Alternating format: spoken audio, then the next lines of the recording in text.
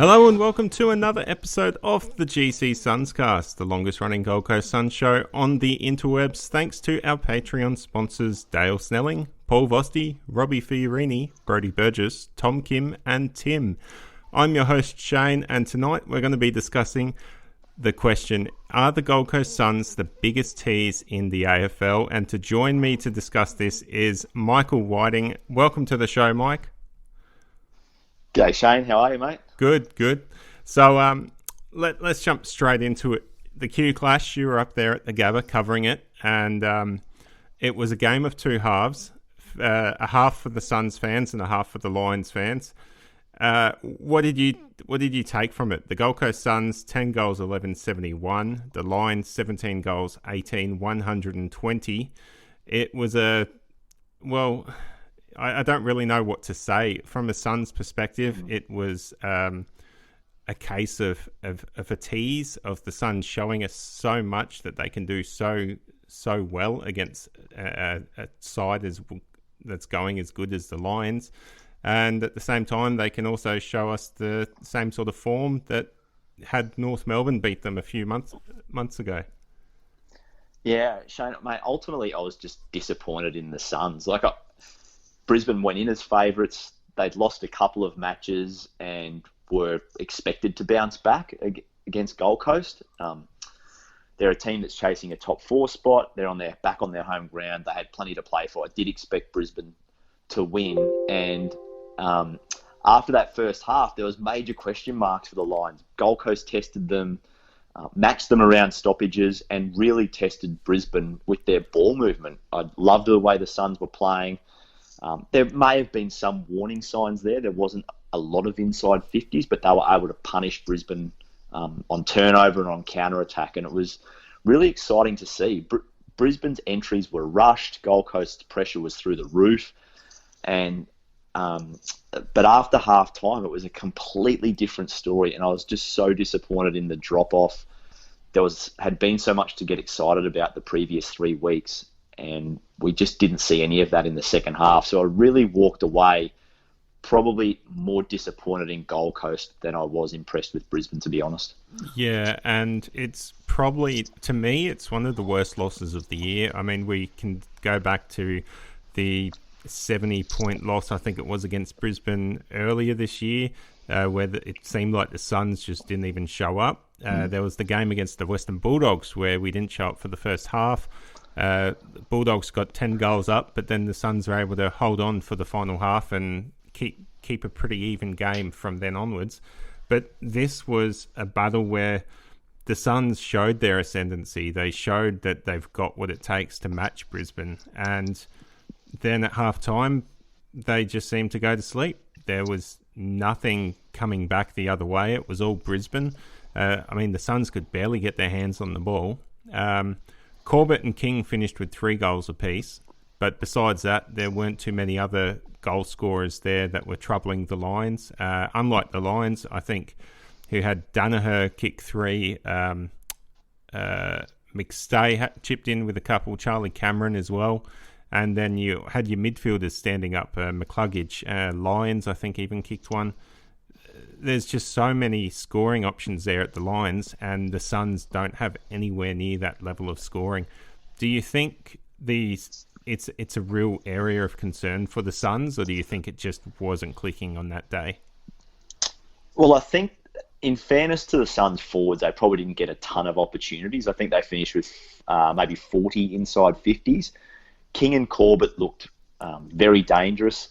I'd love to see Sam Day back in that mix and play the 3 tall forwards. Sam might be another week or 2 away. Ben Ainsworth looked really good since he's come back from his spell in the VFL.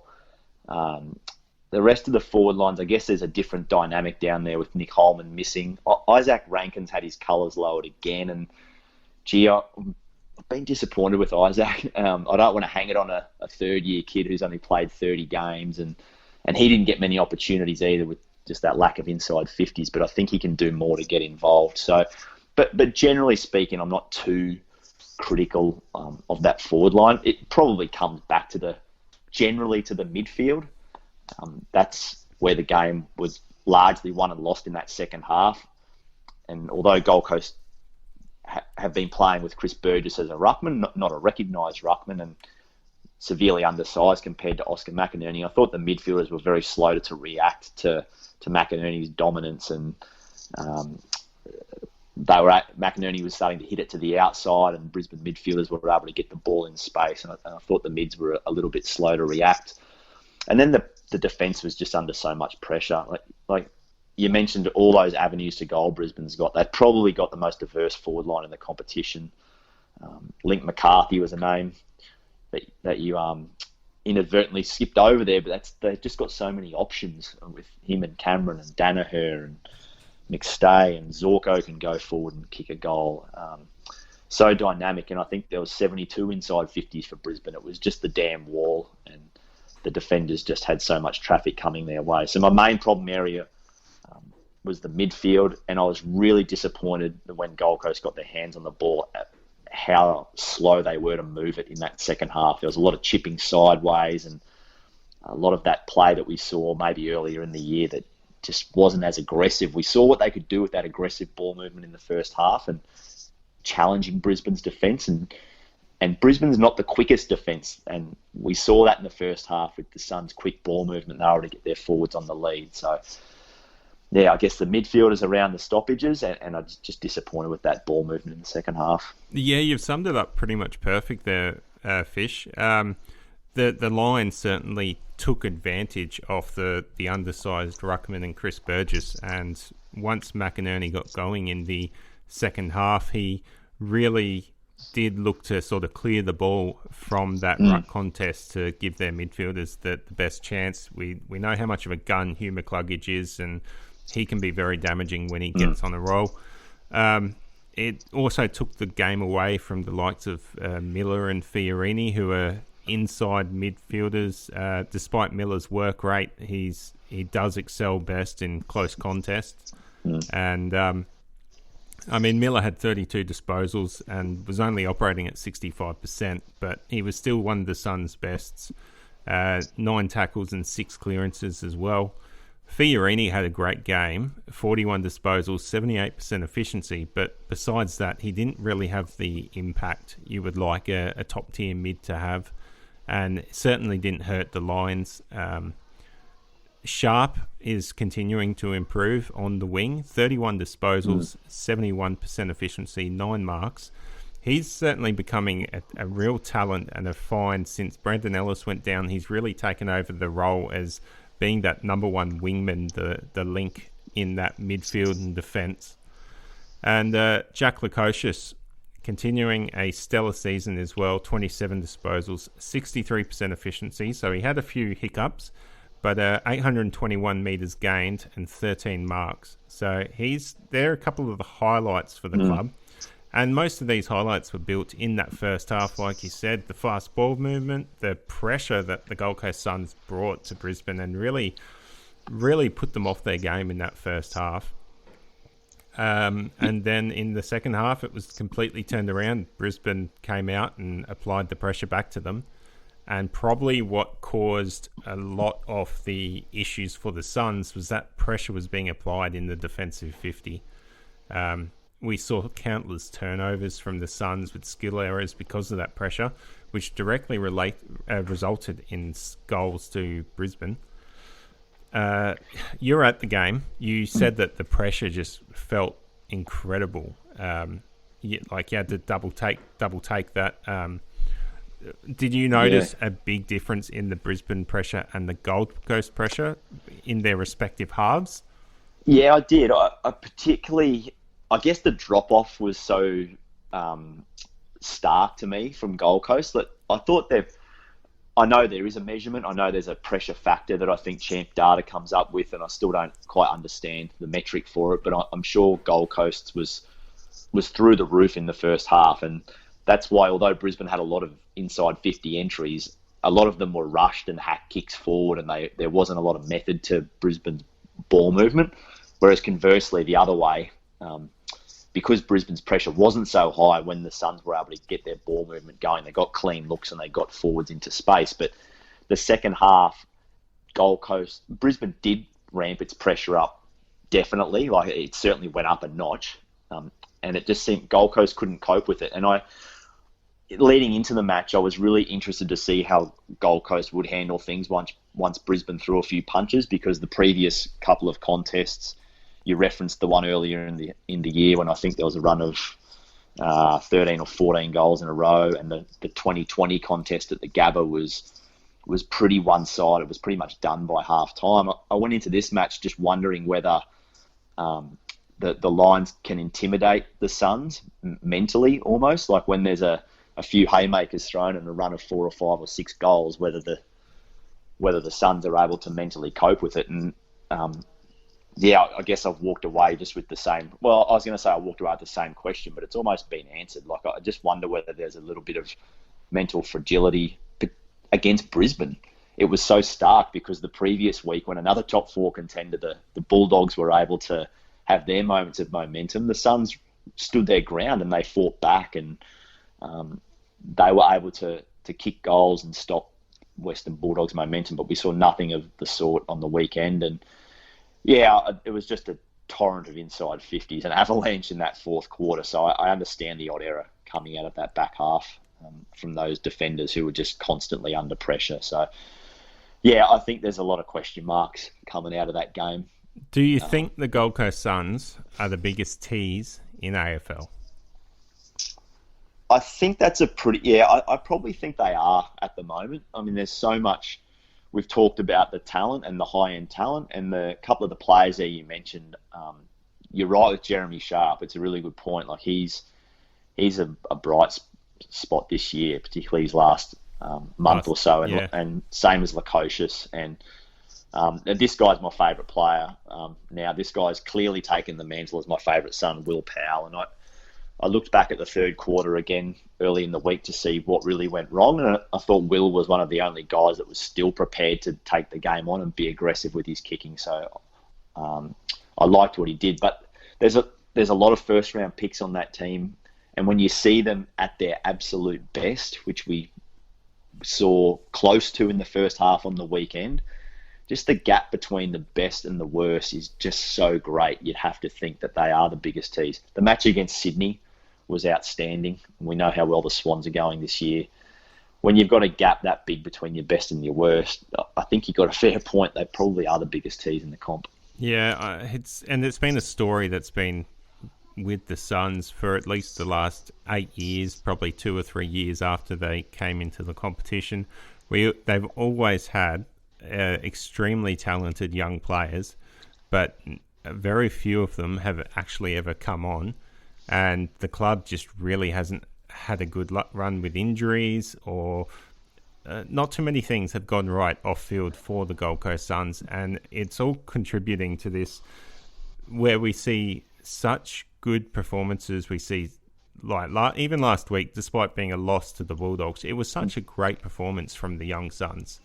And the previous 2 weeks, the win against Richmond and I forget the other side. Giants. The Giants. The GWS, yep. Such good performances, as you mentioned, the one against Sydney earlier this year.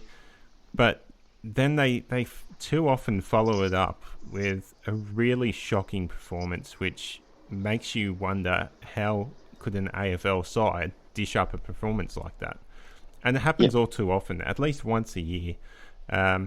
It's a real concern, and I think it's driving a lot of fans nuts. They're becoming a lot more impatient with this Gold Coast Suns rebuild. But I think there's still enough bright sparks there, as we just discussed on with Sharp. There's these few kids that are coming through. We've seen this year when the Suns have played well, it's been on the back of some really good performances from some of the youngsters. As you mentioned, Will Powell, Jack Lukosius.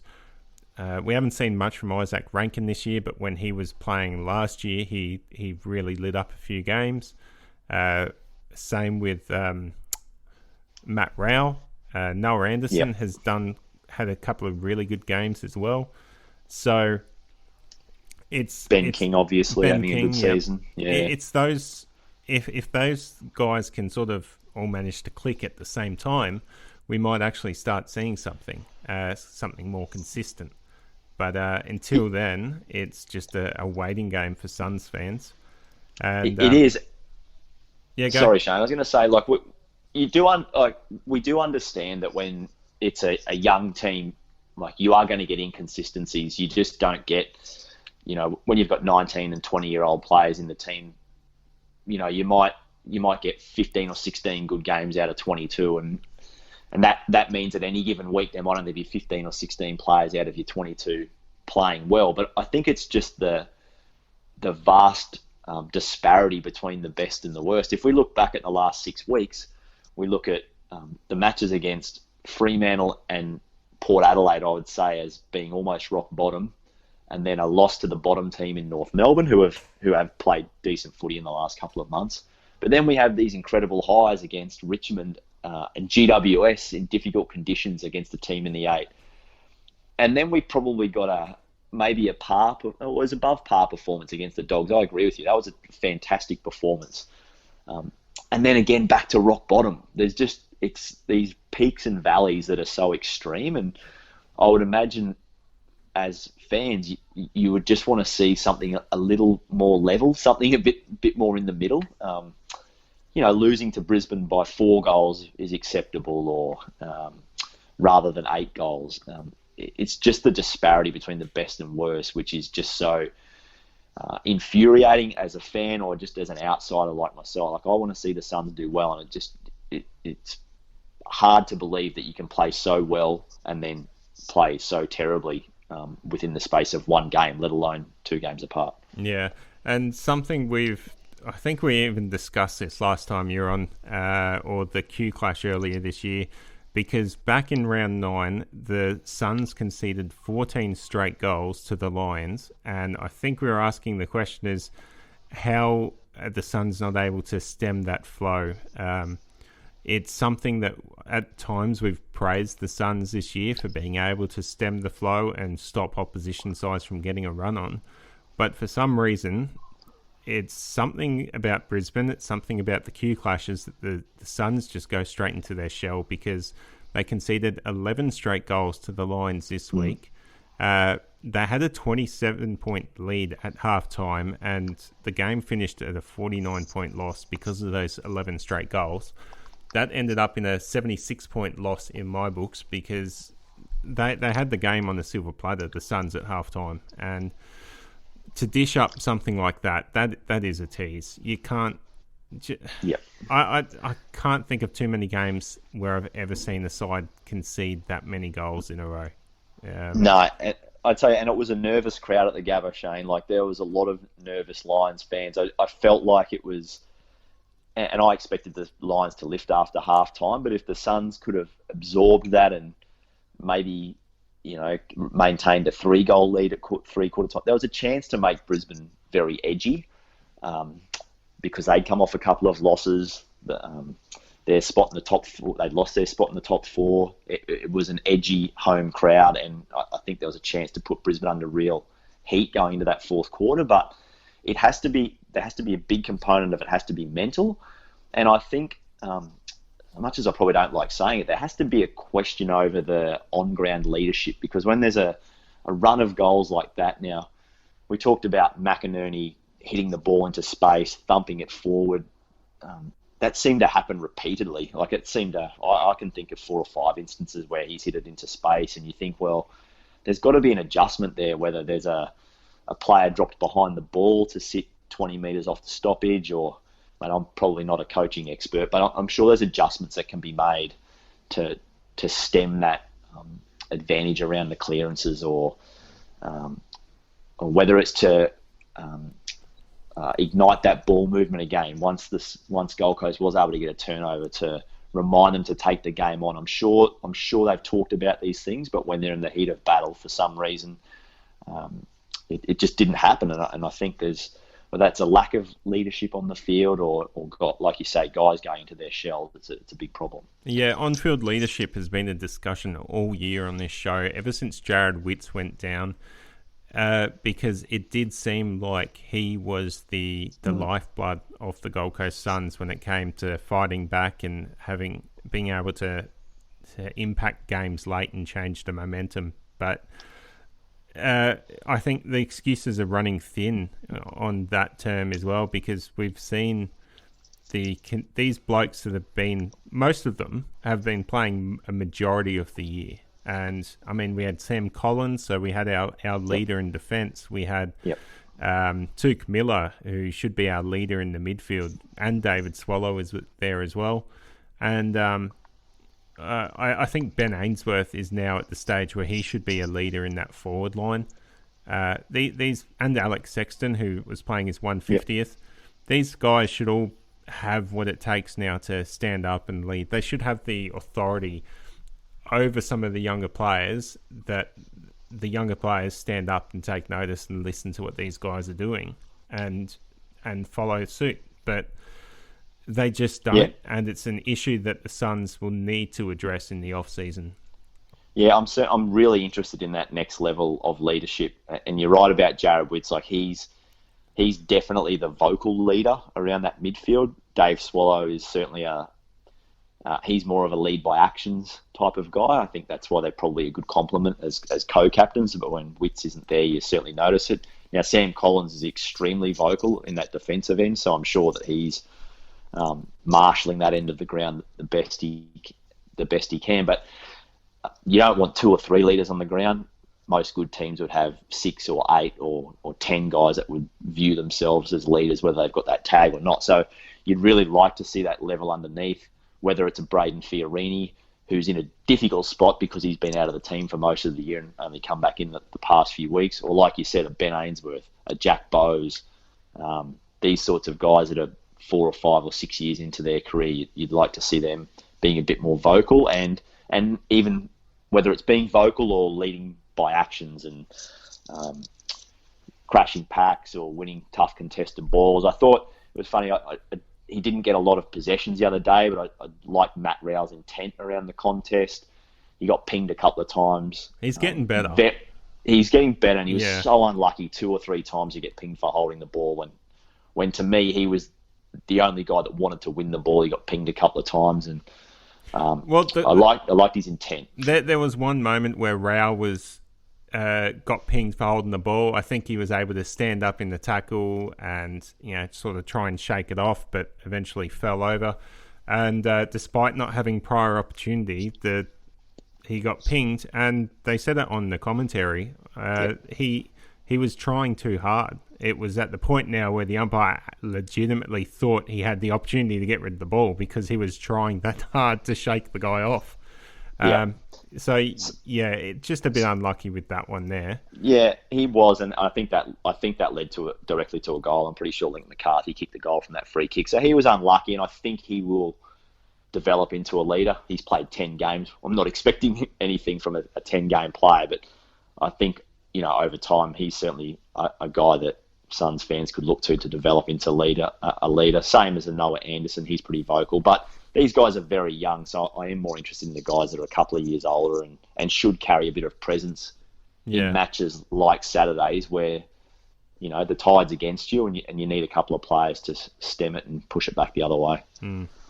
Well, there is a bright spark for the Suns on the weekend, and it came in the form of the VFL. The Gold Coast Suns, 122, defeated Aspley 44, a 78-point flogging. And a majority of that score came from Joel Jeffrey. 9 goals. This kid's got to get a debut. 9 straight goals.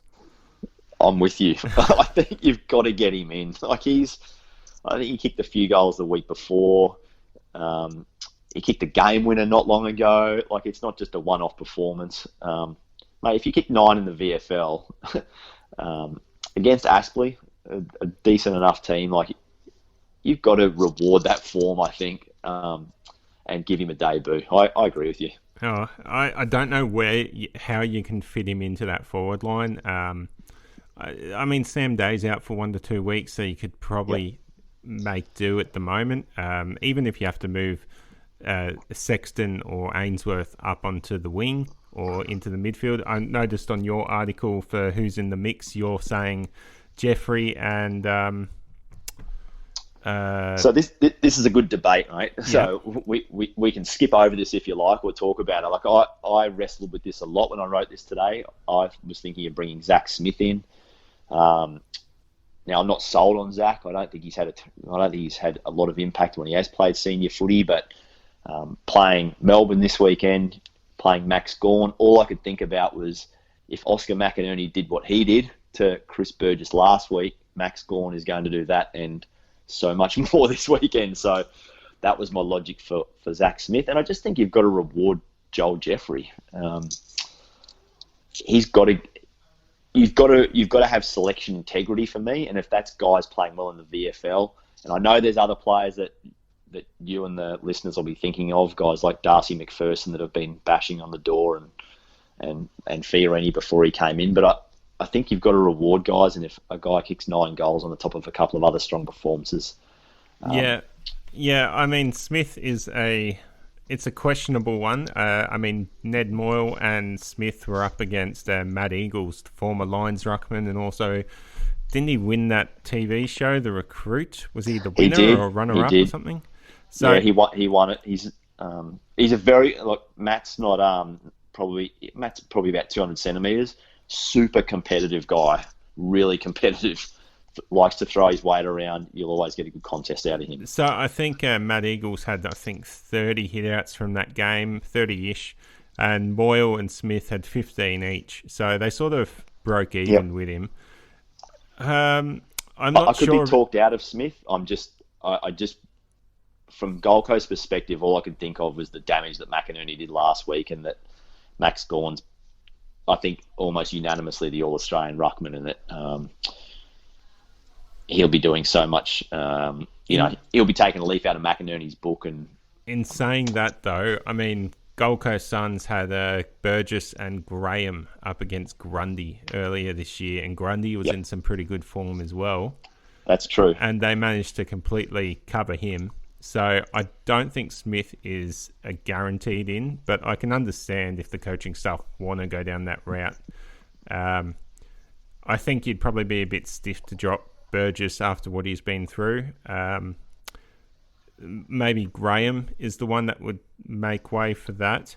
But it's interesting because I'm not quite sure how Melbourne's forward line's going to set up. They've been toying with the idea of Ben Brown and they've been McDonald. playing Ben Brown, Tom McDonald, and Luke Jackson normally as their 3 talls. So it'd be pretty hard to drop Graham. You'd like to keep him in there. 3 tall defenders against 3 tall forwards. So it is difficult. I'm not saying it's an easy. I think there'll be a lot of debate around that this week.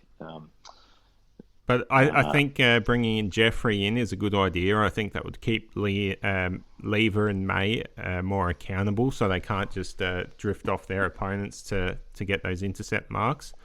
And that's what I think the Bulldogs did really well against Melbourne on the weekend. As I think we really missed Nick Holman's pressure in the forward totally. 50. Yep. And I think we need to bring in Darcy McPherson. He's shown he can do that in the past, and it's probably time to get him to play as that terrier down in the forward line with stints in the midfield to try and get under the opposition's skin and apply that pressure, because it's something the Suns desperately lacked in that second half against Brisbane. Yep, that's a fair call, Shane. I can certainly accept that. And I know Darcy had a good game on the weekend. I think he had 26. 25 disposals and 2 goals. Yeah, and a bunch of tackles as well. So, he's certainly been knocking on the door in the VFL. And Elijah Hollands is doing what he needs to do. He's slowly coming back into form. He had 22 disposals on the weekend. Over to the injury news. Markov went off the game against the Lions early with a hamstring. He's going to be out for 3 weeks. And that pretty much rules him out for the season, I'd say. I think there's only 4 games left for the year. It'd be unlikely that they'd rush him back to try and finish him up, get him back in. And Jack Homsch didn't play in the VFL on the weekend. He suffered a chest injury the week before, and the club's listed him as TBA. So question marks on whether Homsch will ever play in Suns colours again. And Brandon Ellis, 2 weeks away after his hamstring from last week. So the injury news is getting slightly better, but we'll have to just focus on next year, I think, when it comes to the injuries from now. Yeah, I think you're right, Markov. It'd be unlikely. I agree with you. Unlikely that he'd come back for one match. So, I mean, we'll wait and see. But I agree with you. Unlikely to see him playing again this year. And let's finish off the show with a bit of talk, not so much about football, but the impact it's going to have on football for the Gold Coast Suns and also Brisbane Lions. The Olympics. Brisbane have won the rights for the 2032 Olympics, and development's going to be starting on the Gabba soon. I'm not quite sure where Metricon fits into that, how that stadium's going to be used, whether we see a case where the Suns have to travel around again like they did when the Commonwealth Games was here on the Gold Coast. But one thing we know for sure is something is going to be changing. The Lions may be playing games at Metricon Footy while the Gabba's being redeveloped. And we should probably be getting some public transport options to and from the Gabba. There's been talk of a light rail situation for the last few years, so that might finally get the go-ahead. I've even heard rumours of a proposed ferry going down the Nerang River. So it could all be happening. That'd be pretty cool. So, yeah. What? Yeah. It's I guess I'll start with the Lions, so that the Gabba will get redeveloped. I'm not sure exactly what year it'll start, but obviously it's a bit of a way off yet. I imagine they'd want to have it finished by 2030 or 2031. You'd want to have a year or two of test events and events at your Olympic Stadium before the Olympics roll around. So the Lions are expecting to be without their home ground for 2 years, and I would think a chunk of their home games would be played at Metricon Stadium. I mean, unsure as to the number yet, but it makes sense to drive an hour down the road. So there might be a lot more footy at Metricon in 7, 8, 9 years' time. As for the Suns, as far as I know, there's certainly events going to be held in the indoor facilities adjoining the stadium there.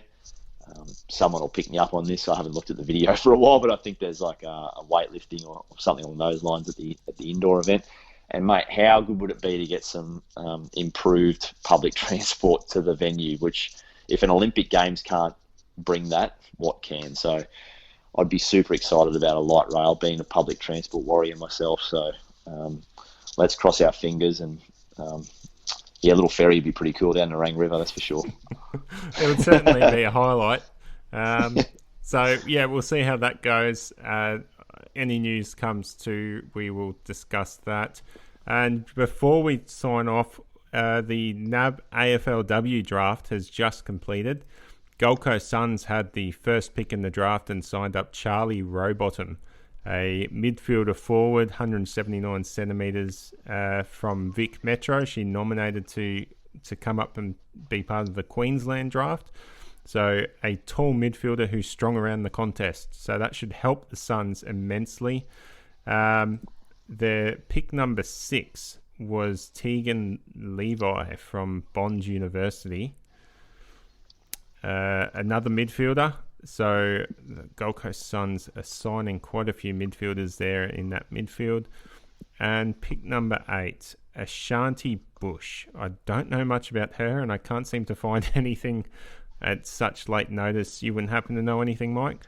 No, I don't, mate. I was going to say it's obviously really exciting to get Charlie Rowbottom to the club as a number one pick. She obviously wanted to play for Gold Coast, knowing that nominating for Queensland would result in playing for Gold Coast. So that's super exciting. And also, Tegan Levi is Maddie Levi's sister, who Maddie's obviously played for the Suns this year and had a terrific year, I thought, actually. And he's over in Tokyo at the moment with the Australian Rugby Sevens team. So that's exciting to have a connection already at the club with your sister. So certainly looking forward to watching those two play next year, but I can't tell you much about the third girl. Sorry, I'll be digging into some homework over the next 24 hours. That's all right. I've managed to find a nice little paragraph here. Ashanti Bush, hailing from Beswick, a small Indigenous community about 80 kilometres east of Katherine. She's played a handful of games for the Hawthorn VFL side, is a talented forward who has strong hands and a dangerous sidestep once the ball hits the deck. So she was a member of the AFLW NAB Academy, and she looks like she could be a very handy prospect. Played for Northern Territory and Darwin. So awesome. That's an interesting that's one. an exciting trio. Yeah, it's an exciting trio, and it's mate, the women's comp is coming around so much quicker this year. So they start training in about 5 weeks. I think the first week of September, and then playing in December. So not far away until the women's team starts training and playing before Christmas. Yeah, absolutely. So looking forward to footy coming back a bit earlier next year when we're all craving it after the cricket. And to finish off, we still don't know where the Gold Coast Melbourne game is going to be played officially. I've got a contact that works at Metricon who's saying that it looks like it will happen at Metricon Stadium, and you seem to think it's going to be something similar, don't you? We're just waiting for the official word from Queensland as to whether Melbourne can get into the state or not. Yeah, that's what it sounds. All indications are the match is going to be at Metricon on Saturday afternoon. So I think, from what I can understand, they're just waiting for the tick off from the Queensland government. So all things being equal, there'll be another home game, which sucks for the people of Darwin, who have obviously been sort of hanging out for this match, and the club wanted to take a match to Darwin. It's sort of been railroaded a couple of times now, but the bonus is for the fans on the Gold Coast getting to see their team another time.